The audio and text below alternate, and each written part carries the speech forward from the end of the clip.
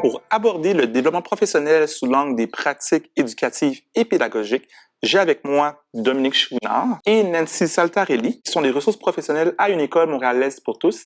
Bonjour Dominique. Bonjour Nancy. Bonjour. Bonjour.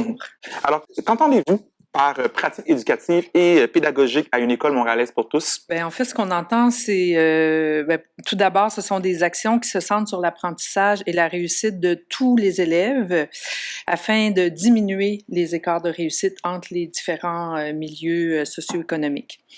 On entend par pratique éducative et pédagogique, en fait, les pratiques pédagogiques s'adressent plus spécifiquement à la classe, au personnel enseignant, aux professionnels de l'éducation, conseillers, conseillères pédagogiques, et les pratiques éducatives, ce sont des pratiques qui sont complémentaires avec ce qui se fait en classe et ça s'adresse plus spécifiquement aux acteurs scolaires qui sont présents autour de l'enfant.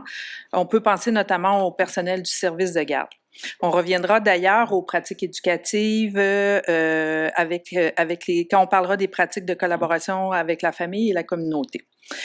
On pourrait dire aussi que les pratiques éducatives et pédagogiques, ce sont des pratiques qui tiennent compte des enjeux relatifs aux caractéristiques de la défavorisation, dont le rapport à l'écrit des élèves et la reconnaissance de leur bagage d'expérience.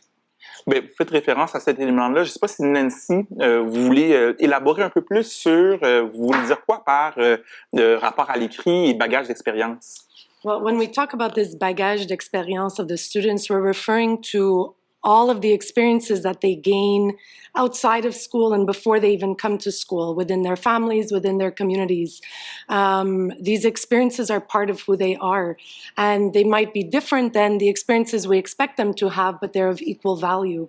So, for example, when we're talking about the students' relationship to writing, they may not be the same for all of our students, but it's our job to find out what those relationships are and then, help them to create new ones. Merci. Ces pratiques-là, éducatives et pédagogiques, comment est-ce que vous permettez au personnel scolaire de se les approprier? Sylvie a commencé à en parler un petit peu tout à l'heure. Donc, on a une offre diversifiée de développement professionnel. Puis, par cette offre-là, on veut soutenir le pouvoir d'agir du personnel scolaire. L'offre est diversifiée tant par ses modes de présentation, virtuel, présentiel, bimodal. C'est sûr que la pandémie nous a amené à nous diversifier en ce sens, que par ces différents dispositifs. Pouvez-vous me donner des exemples de ces pratiques-là? Oui, certainement. Alors, on a plusieurs dispositifs à notre disposition. Donc, on a des formations, des réseaux, des groupes de co-développement, des projets de recherche. Donc, ce que je vais faire, c'est que je vais vous décrire un peu les dispositifs, puis je vais vous donner un exemple pour chacun d'eux. Donc, première chose, c'est qu'on a ce qu'on appelle les cafés pédagogiques, que les cafés pédagogiques sont apparus avec la pandémie, justement.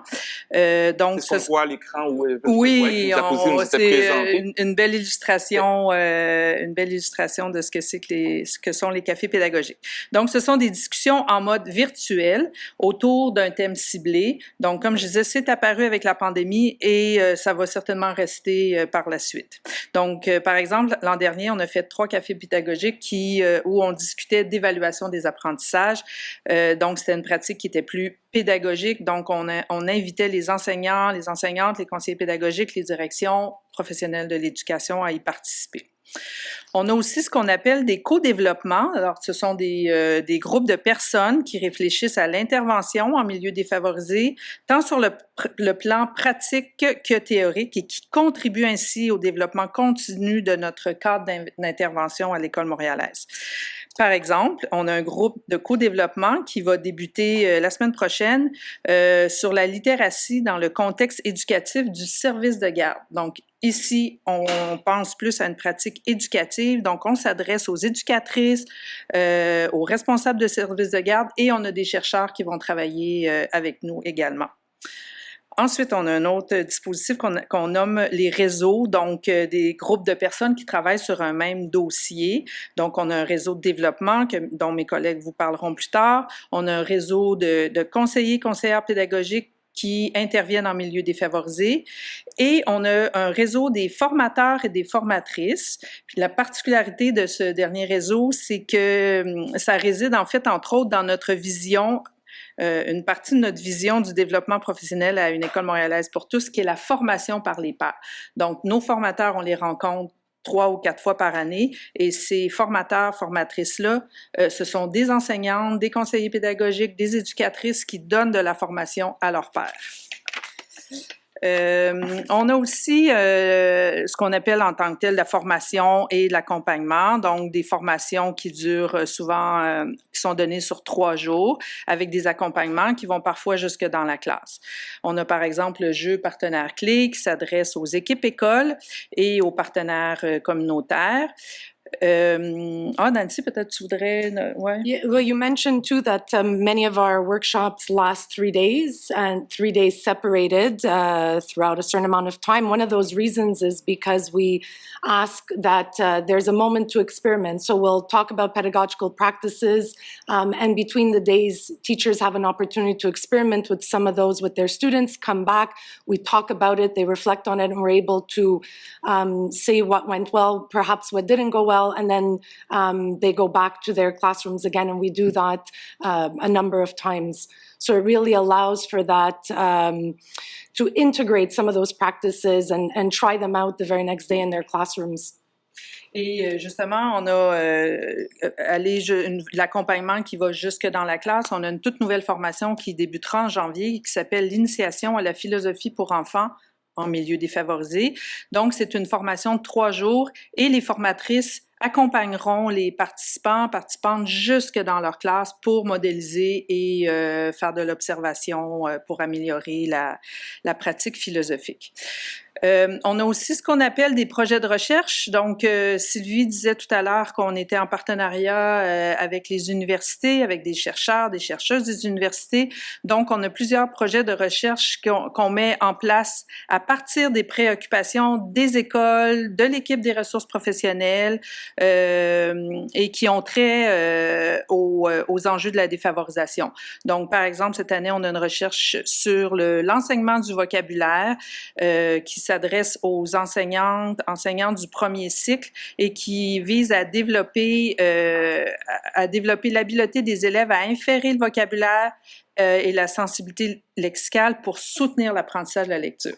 Donc, c'est un beau projet de recherche qu'on a mis en place l'an dernier et qui se poursuit cette année. And similarly, we have communities of practice. So, for example, like in a community of practice would be a group of people that come together that share a common interest, that have individual and group goals in mind. For example, this year we have a community of practice for K-5 French immersion teachers that brings together teachers from both of the English school boards. And also we are fortunate to have the 2 preschool consultants from both school boards come together to help us form this community of practice.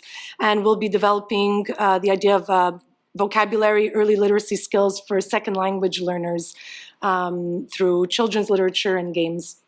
Ce que j'entends, c'est qu'il y a vraiment une multiplicité des pratiques ou des activités ou des espaces qui permettent aux personnes de trouver en fait leur compte selon, j'imagine, leurs préférences ou autres.